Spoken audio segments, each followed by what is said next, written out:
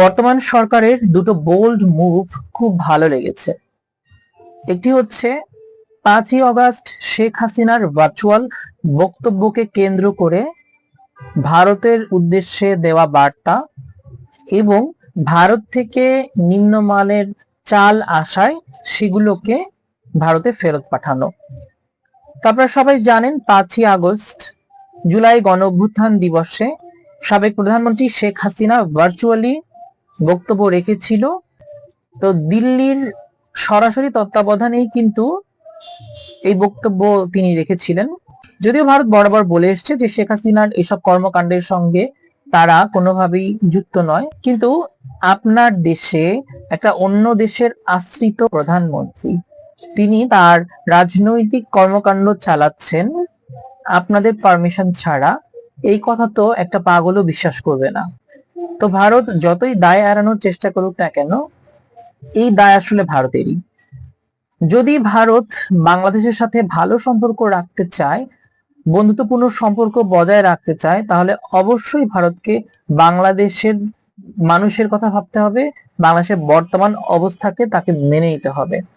যদি ভারত এটা চিন্তা করে যে তারা আবার সেই পতিত স্বৈরাচারকে বাংলাদেশে পুনর্বাসন করবে এবং তাদের কর্তৃত্ব আবার কায়েম হবে, তাহলে তারা বোকা স্বর্গে বাস করছে।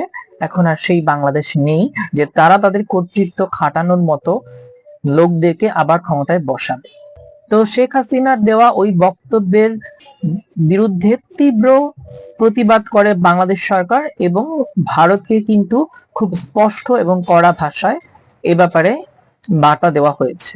এর জন্য বাংলাদেশ সরকারকে অনেক ধন্যবাদ। আশা করছি তারা এই ধারা বজায় রাখবেন, তারা বাংলাদেশের হয়ে কাজ করবেন। আরেকটি বোল্ড মুভ হচ্ছে, ভারত থেকে বাংলাদেশে 11,000 মেট্রিক টন চাল এসেছিল, কিন্তু সেই চালগুলো ছিল নিম্নমানের। তো সেই নিম্নমানের চাল কিন্তু সরকার একদম খুব দ্রুত সময়ের মধ্যে ভারতে আবার ফেরত পাঠিয়েছে। তো এই চাল ফেরত দেওয়াতে কিন্তু ভারত অনেক ক্ষুব্ধ প্রতিক্রিয়া জানিয়েছে, তারা ক্ষুব্ধ হয়েছে। তো হলেও একটা সত্য কথা হচ্ছে কি, ভারত এবং আমরা ওতপ্রোতভাবে জড়িত। আমরা হয়তোবা বর্ডার দিয়ে আলাদা, কিন্তু আমাদের যে হাজার বছরের ইতিহাস, ঐতিহ্য, সংস্কৃতি, এগুলো কিন্তু এত সহজে ভেঙে যাবে না বা ছিন্ন হয়ে যাবে না। আপনি আপনার বন্ধু বদলাতে পারবেন, কিন্তু আপনার প্রতিবেশী বদলাতে পারবেন না। আর ভারত আর বাংলাদেশ এমনই এক প্রতিবেশী যার ইতিহাস, ঐতিহ্য, সংস্কৃতি এবং যার ভূমি সবকিছুই ওতপ্রোতভাবে জড়িত। কিন্তু আমরা চাই ন্যায্যতা এবং সমতার ভিত্তিতে সম্পর্ক। ভারত যদি তার আধিপত্য বিস্তার করতে চায়, ভারত যদি এখনো মনে করে যে বাংলাদেশ ভারতের একটি অংশ, তাহলে সে চরম ভুল করবে। কারণ এখন একটা কাঁটাতার দিয়ে কিন্তু ভূখণ্ডকে আলাদা করে দেওয়া হয়েছে। তো ভারতকে অবশ্যই সেই সার্বভৌমত্বের মর্যাদা দিতে হবে।